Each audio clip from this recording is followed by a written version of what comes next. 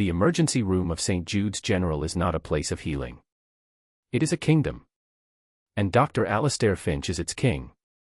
He moves through the chaos of gurneys and beeping machines not like a doctor, but like a monarch surveying his domain. His white coat is an ermine robe. His stethoscope, a scepter. His face is a sculpture of impatience, a man carved from granite and prejudice, with eyes that do not diagnose but judge. The air itself seems to part for him, thick with the deference of nurses and the fear of patients. He is a man who believes the world is divided into two groups, those who matter, like himself, and those who do not, like the tide of human misery that washes up at his door each night. Tonight, the tide has brought in Marcus Thorne. Marcus does not look like he matters. He wears a gray hoodie, the fabric softened and thinned by 1,000 washings. His jeans are faded, his sneakers worn at the heel. He is a ghost in the fluorescent glare of the waiting room, a stark contrast to the sterile white and sharp steel of Finch's world. He is not here for himself. He is here for Mrs. Gable. Eleanor Gable is a wisp of a woman, her body curled in on itself in a wheelchair, her face a roadmap of 87 years of quiet dignity. A fall in her small apartment has left her with a pain in her hip so sharp it steals her breath. Her hand, fragile as a dried leaf, clutches Marcus's arm. He is her neighbor. Her friend. Tonight, her only advocate. Marcus pushes the wheelchair toward the triage desk, a fortress of plexiglass and condescension presided over by a nurse named Brenda. Brenda is a loyal vassal in Finch's kingdom. She wields her clipboard like a weapon and her questions like accusations. Name, she asks, not looking up from her screen. Eleanor Gable, Marcus says, his voice soft but clear. She's 87. She fell. She has intense pain in her right hip. I think it might be broken. Brenda's eyes flicker up, scanning them both. Her gaze lingers on Marcus's hoodie, on Mrs. Gable's threadbare coat. The assessment is instant. A verdict delivered in a fraction of a second. They do not matter. Insurance. The word is a challenge. She's on Medicare, Marcus replies, sliding the worn card under the glass. Brenda takes it with 2 fingers, as if it might be contaminated. She types, her nails clicking a rhythm of bored disdain. It'll be a wait. We're very busy tonight. I understand, Marcus says. But she's in a great deal of pain. Could someone at least take a look at her? Everyone is in a great deal of pain, Brenda retorts, her voice flat. Find a seat. We'll call her when we're ready. The dismissal is absolute. It is at that moment the king himself makes an appearance. Dr. Finch strides out from behind the double doors, a clipboard in his hand, his expression thunderous. He is looking for someone to blame for the night's inefficiency, for the sheer inconvenience of other people's suffering. His eyes land on Marcus and Mrs. Gable. He sees a problem. Not a medical problem. A social one. He walks over to the desk, ignoring Marcus completely, and speaks to Brenda as if they are alone. What's this? Another slip and fall looking for a prescription. His voice is a low boom, designed to carry. Designed to humiliate. Elderly fall, hip pain, Brenda reports, her tone mirroring his contempt. She jerks her chin toward Marcus, thinks it's broken. Finch lets out a short, derisive laugh. A sound like rocks grinding together. He finally deigns to look at Marcus. It is not the look a doctor gives a concerned guardian. It is the look a landowner gives a trespasser. You think it's broken? Finch asks, his voice dripping with sarcasm. And what medical school did you graduate from? The University of Google. Marcus stands his ground. His grip on the wheelchair's handles is steady. I'm just concerned. She's very frail. She's old, Finch counters, as if this is a complete diagnosis. Old people fall. It's what they do. Wasting a bed in my ER on a simple bruise is not what we do. He doesn't even look at Mrs. Gable, who has shrunk further into her chair, a soft whimper escaping her lips. The cruelty is casual. Effortless. It is the practiced cruelty of a man who has never been told no. With all due respect, doctor, Marcus says, his voice still even, I don't think you can make that diagnosis from 10 feet away. The air grows cold. The king has been challenged. Finch takes a slow step forward until he is looming over Marcus. He is a tall man, broad and imposing. He uses his physical presence as another tool of intimidation. Respect. Finch scoffs, his breath smelling of stale coffee and superiority. You wouldn't know the meaning of the word. People like you come in here every night, demanding, complaining, thinking the world owes you something. He leans in closer, his voice dropping to a conspiratorial sneer. Let me tell you what you're owed. A seat in that waiting room. And you will wait there until I decide I have time to deal with you. He taps the clipboard against his thigh. A gesture of finality. He turns to Brenda. Put them at the bottom of the list. It is not a medical decision. It is a punishment. Marcus watches him walk away, the starched white coat a symbol of an authority so absolute it has become poison. He looks down at Mrs. Gable. Her eyes are filled with tears, not just of pain, but of shame. And in that moment, something inside Marcus Thorne hardens. The quiet concern remains, but it is now encased in something cold and dense. Something like steel. Hours bleed into one another. The waiting room is a purgatory of coughing, crying, and the droning television that no one is watching. Mrs. Gable drifts in and out of a pained, restless sleep. Each time she shifts, a fresh wave of agony makes her gasp. Marcus has tried everything. He has fetched her water. He has adjusted the thin blanket around her shoulders. He has spoken to Brenda twice more, each time receiving a glare colder than the last. I told you. You will be called. He sees others who arrived after them being taken back. A man with a cut on his hand. A teenager who twisted his ankle playing basketball. Their injuries are minor, their insurance cards undoubtedly better. The system is not broken. It is working exactly as designed. A young man in pale blue scrubs, his face still holding the earnest anxiety of a medical student, approaches them hesitantly. An intern. A boy playing at being a doctor in the kingdom of a tyrant. Hi, he whispers, glancing nervously toward the triage desk. I'm Dr. Evans. I saw you were still waiting. Can I get you anything? She needs a doctor, Marcus says simply. She needs an X-ray. The intern, Evans, nods, his eyes full of a helpless sympathy. I know. I tried to mention her chart to Dr. Finch, but he trails off, but the meaning is clear. He was shut down. He's under a lot of pressure tonight, Evans offers, a weak defense of his superior. Is he? Marcus asks, his voice devoid of emotion. Or is he just a bully? The intern flinches at the bluntness of the question. He has no answer. He is a cog in a machine he cannot control, his good intentions ground to dust by the gears of entrenched power. I'm sorry, Evans says, and he sounds like he truly means it. He scurries away before he can be seen consorting with the undesirables. The well-meaning but powerless ally has been defeated. The isolation is now complete. Marcus watches the double doors swing open again. Finch emerges, his face a mask of irritation. He is on the phone, his voice loud and angry. No, I don't care about the quarterly budget meeting. My time is more valuable than some bean counter's PowerPoint presentation. Reschedule it. He hangs up and his eyes sweep the room, landing once again on Marcus. A target for his displaced rage. He strides over, his steps heavy with menace. You're still here, he states. It is an accusation. She's still in pain, Marcus replies, his voice a low, steady hum. Finch's eyes narrow. He seems to be looking for a new way to inflict misery, a new pressure point to exploit. You know, he says, a cruel smile playing on his lips, your constant hovering is becoming a disruption. It's upsetting the other patients. It's upsetting my staff. He gestures vaguely at the room. No one is looking at them. No one cares. I could have security remove you, Finch threatens, enjoying the flicker of alarm he expects to see in Marcus's eyes. He doesn't see it. He sees nothing but a flat, calm surface. It infuriates him. And what would happen to her?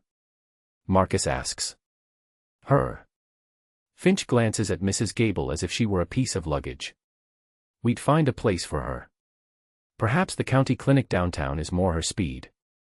I hear the wait times there are only a day or two. More suited to her circumstances. The threat is vile. The county clinic is a place of last resort, underfunded and overwhelmed. To send an elderly woman with a potential hip fracture there would be a death sentence delivered by bureaucratic indifference. It is a threat of total ruin, delivered with a smirk. Mrs. Gable begins to cry softly, a desperate, hopeless sound that cuts through the waiting room's din. "Please," she whispers to Marcus. "Let's just go home. I'll be fine." She is not fine. She is surrendering. She has been made to feel like a burden, an insect to be crushed under the heel of Finch's monumental ego. This is the moment. The line. Marcus looks at Mrs. Gable's tear-streaked face. He looks at the smug satisfaction on Finch's. The world seems to slow down, the buzzing lights, the distant sounds, all of it fading until only this single, distilled moment of cruelty remains. He straightens up.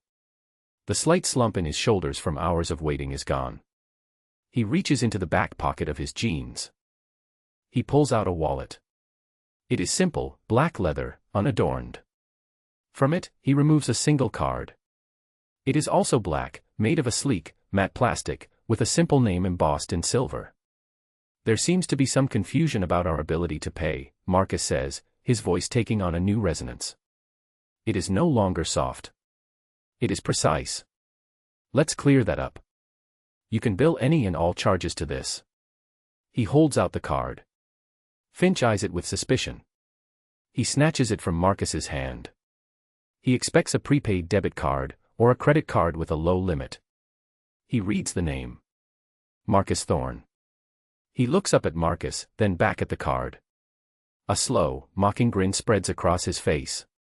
He has found the punchline to a joke he didn't even know he was telling.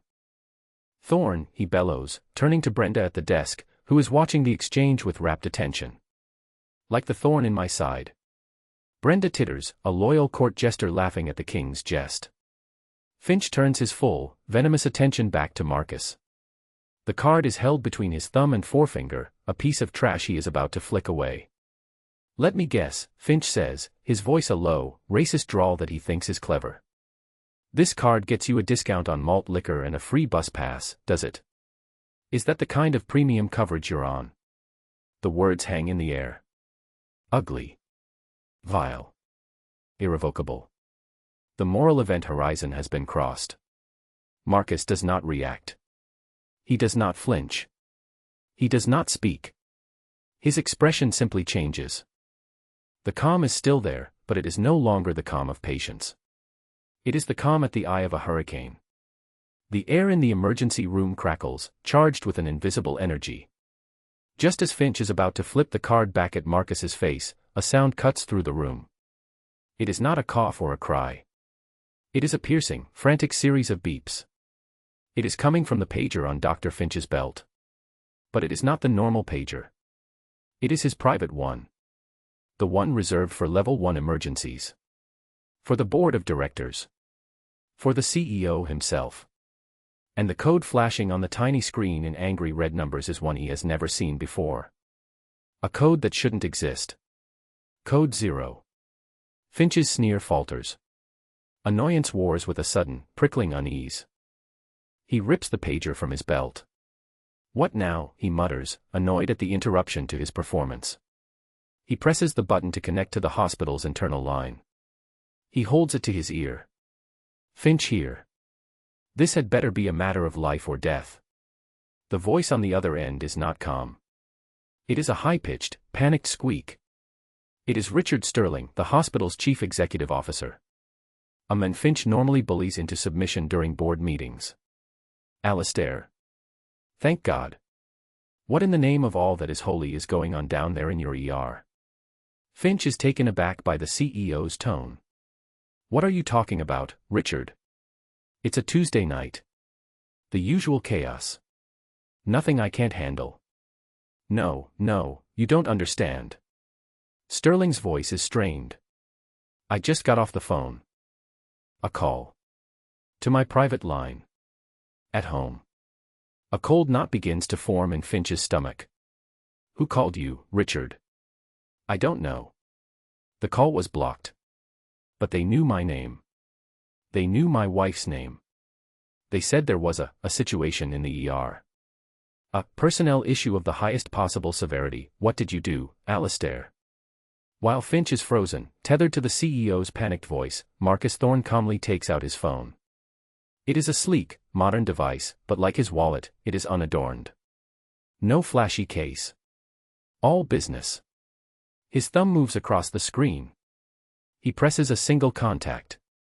He raises the phone to his ear. It rings only once. "This is Thorne," he says, his voice quiet, yet it seems to cut through every other sound in the room. He pauses, listening. "Yes. It's time." Another pause. "Activate Protocol 0. He hangs up. He slips the phone back into his pocket. At the far end of the emergency department, a set of heavy, automated double doors, usually reserved for ambulance arrivals, hiss open. They do not reveal paramedics or more patients. They reveal a group of people who are utterly alien to this environment. 4 men and 1 woman. They are all dressed in immaculate, dark business suits. Their shoes are polished to a mirror shine. They move not with the hurried shuffle of hospital staff, but with the silent, coordinated purpose of a predator's hunt. They are walking into the kingdom, and they do not recognize its king. The woman is in the lead. She has severe, dark hair pulled back in a tight bun, and her eyes, behind sharp, rectangular glasses, miss nothing. They sweep the room, cataloging, assessing, dismissing. The power dynamic in the room does not shift. It shatters.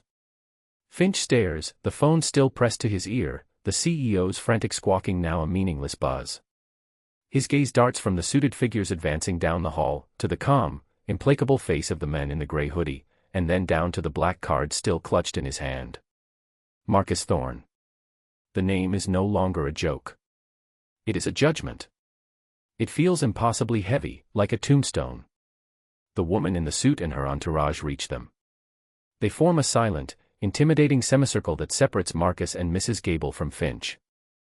The woman does not look at Finch. She does not acknowledge his existence. She addresses only Marcus. Her voice is crisp, professional, and laced with an undercurrent of profound deference. "Mr. Thorne," she says, with a slight, respectful inclination of her head. "Apologies for the delay. We arrived as quickly as we could." The world tilts on its axis. Finch's mouth hangs open. His face, usually flushed with arrogant power, has become a pale, slack mask of disbelief. Brenda, at the triage desk, looks like she has seen a ghost. The entire waiting room is silent. The crying has stopped. The coughing has ceased. Everyone is watching. The king is standing naked in his court. And he is about to be tried. The woman in the suit, who moves with the chilling efficiency of a hanging judge, turns her attention to the room at large. "My name is Evelyn Reed," she announces, her voice clear and carrying. "I am the Chief Operating Officer for the Thorne Health Network." A collective gasp ripples through the staff members within earshot.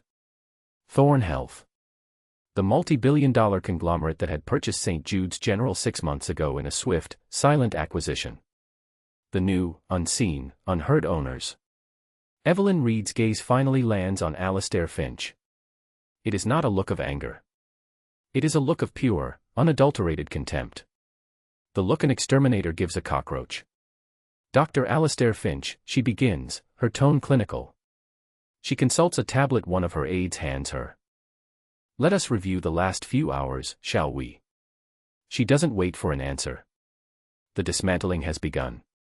At 7:32 p.m., a patient, Eleanor Gable, aged 87, was presented to your triage desk with symptoms consistent with a femoral neck fracture. A condition with a significant mortality rate if not treated promptly. She looks up from the tablet. Your triage nurse, Brenda Miller, without physical examination, assigned her the lowest possible priority. Is that correct? Brenda, behind her plexiglass fortress, begins to tremble. Dr. Finch told me to," she stammers. Evelyn Reed makes a small note on her tablet. "So noted. Complicity." She continues, her focus locked on Finch. "For the next 2 hours and 41 minutes, you repeatedly ignored requests for examination from the patient's advocate, Mr. Thorne." She swipes the screen. At 8:15 p.m., a junior intern, Dr. Evans, attempted to bring this case to your attention. According to the internal server logs, you accessed his file and flagged him for performance review due to insubordination, precisely 90 seconds later. The young intern, Evans, who is standing by a nurse's station trying to be invisible, visibly pales. He is not being condemned. He is being vindicated. Evelyn Reed is not finished. She is just warming up. And then, she says, her voice dropping slightly, becoming more dangerous, we come to the matter of the verbal conduct. She nods to one of the men in suits. He produces a small, high-fidelity speaker. You may not be aware, Dr. Finch, but when Thorne Health acquired this network, we upgraded the security systems. Every public area is equipped with high-resolution audio recording. For quality assurance, of course. She taps her tablet. Finch's own voice fills the emergency room. Booming. Arrogant. Cruel. People like you come in here every night, demanding, complaining, thinking the world owes you something. A pause in the recording.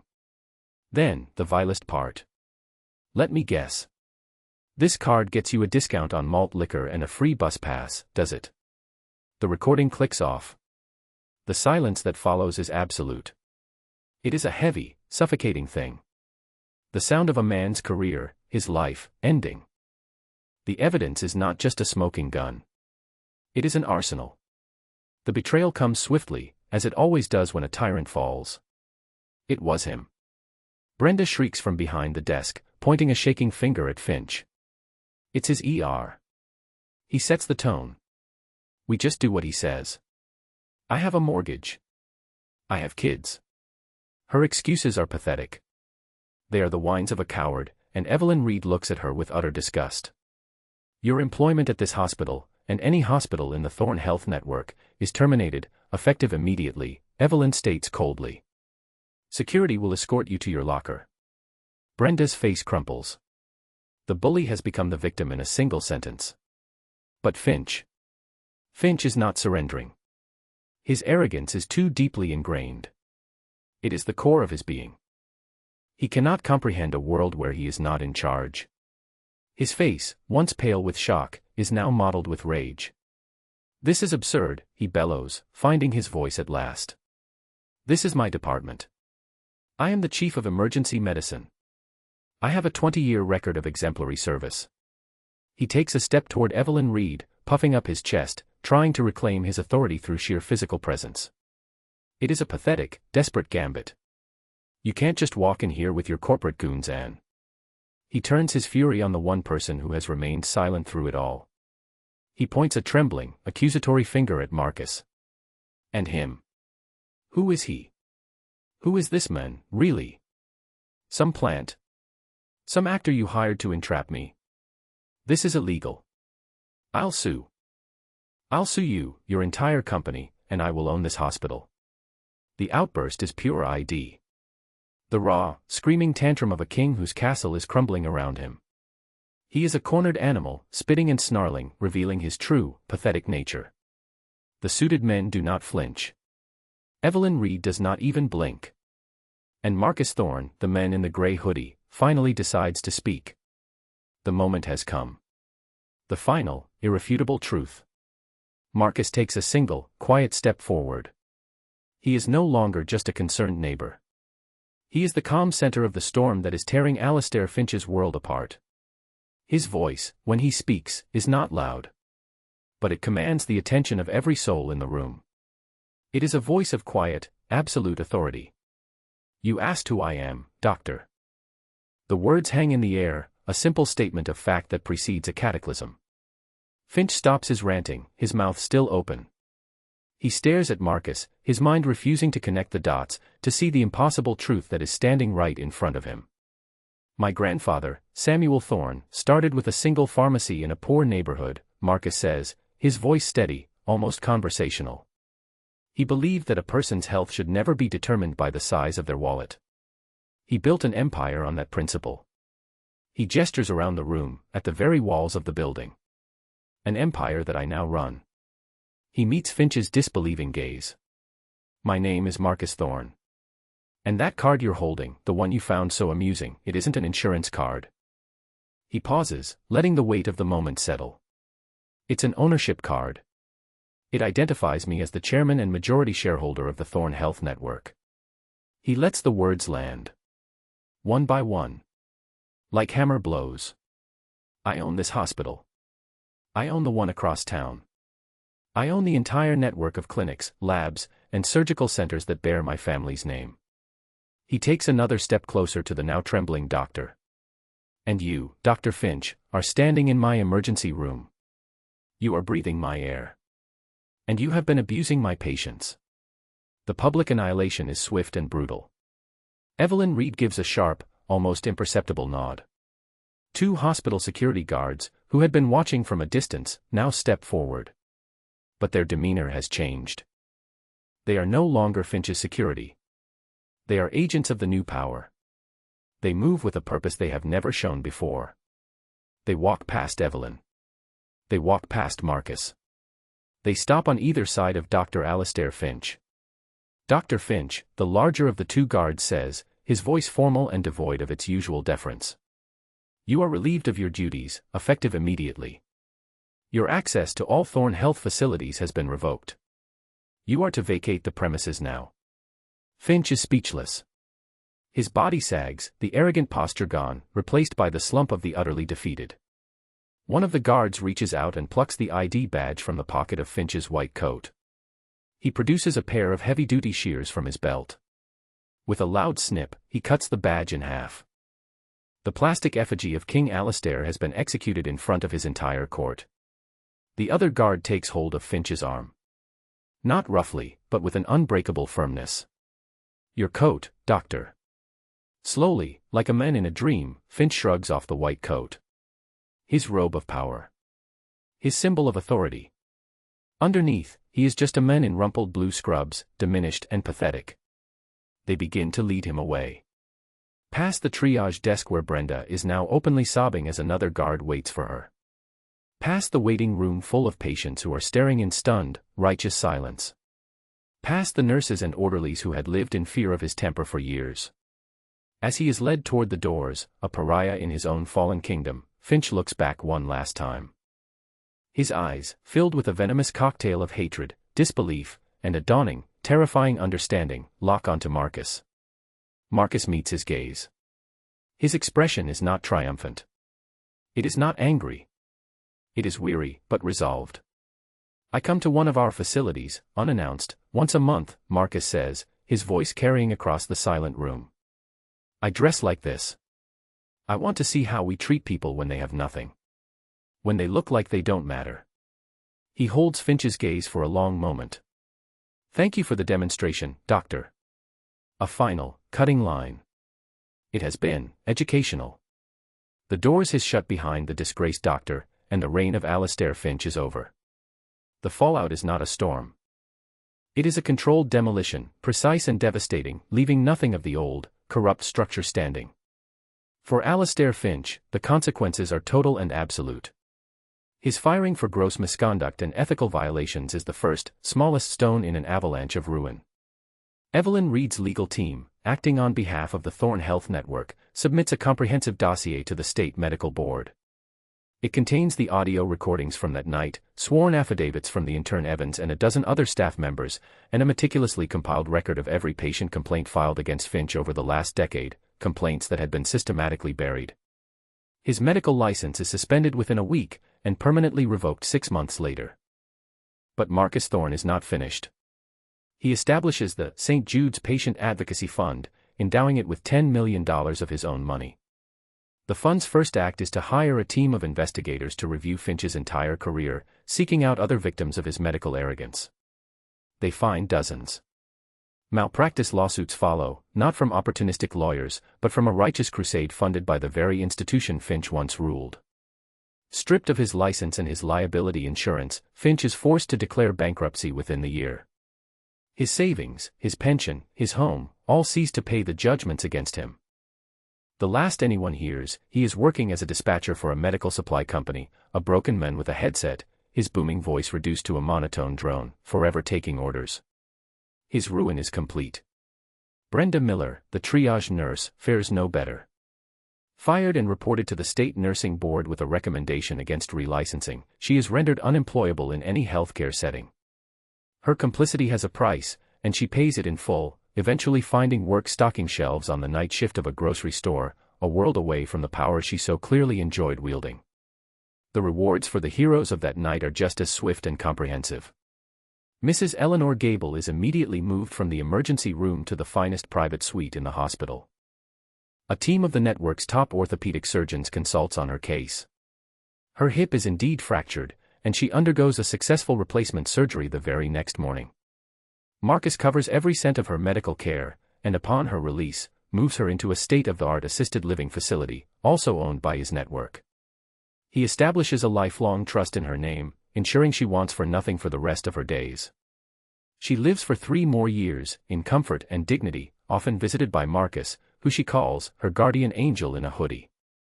Dr. Evans, the young intern who showed a flicker of courage, is summoned to Marcus Thorne's office the following week. He arrives, terrified, expecting to be fired. Instead, Marcus offers him a full scholarship for the remainder of his medical education, personally funded. He tells the young man, "Compassion is not a weakness, doctor. It is a diagnostic tool. Don't ever let anyone convince you otherwise." Upon his graduation, Evans is offered a prestigious residency at the Thorne Health flagship hospital, fast-tracked for a leadership position. The systemic change is the most profound consequence of all. Protocol Zero becomes a permanent, network-wide initiative. Marcus commissions teams of secret shoppers, actors from all walks of life, dressed to appear wealthy, poor, and everything in between, to continually audit the patient experience at every Thorne Health facility. The data is used to reward the best staff and retrain or remove the worst. The audio recording of Finch's racist rant becomes the centerpiece of a new, mandatory empathy training program for all 50,000 employees. It is called the Thorne Standard, and it begins with a simple rule: treat every patient as if they own the hospital. 1 year after the incident, St. Jude's General is formally renamed.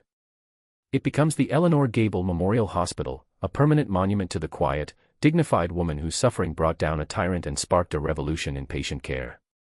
2 years later, the emergency room at the Eleanor Gable Memorial Hospital is unrecognizable. The air is different. The oppressive tension is gone, replaced by a hum of quiet, focused efficiency. The lighting is softer. The chairs in the waiting room are more comfortable. The plexiglass barrier at the triage desk has been removed. A young family, clearly worried and speaking in halting English, approaches the desk. The triage nurse greets them with a warm, patient smile.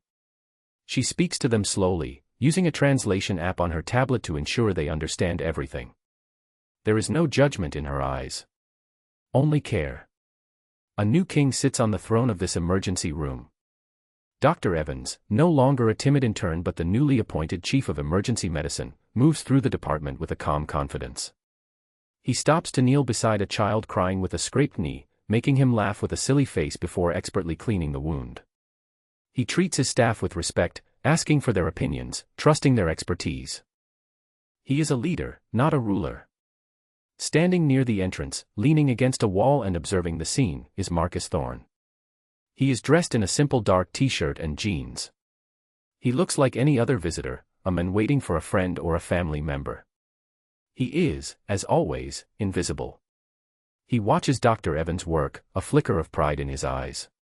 He watches the nurses, the orderlies, the administrators. He sees the change. He sees the standard being met. His phone buzzes. It's Evelyn Reed. Another perfect score on the audit at Gable Memorial, she says, her voice as crisp as ever, but with an unmistakable hint of satisfaction. Evans is a credit to the network. He's a credit to humanity, Marcus replies softly. That's what matters. Are you coming back to the office? The board from Singapore is waiting. Soon, Marcus says. I'm just finishing an inspection. He hangs up and continues to watch the quiet ballet of compassionate care unfold before him. Arrogance, he reflects, is a disease. It infects the powerful, convincing them that their status makes them infallible, that their judgment is superior to basic human decency. It hollows out institutions, replacing the mission of service with the worship of ego.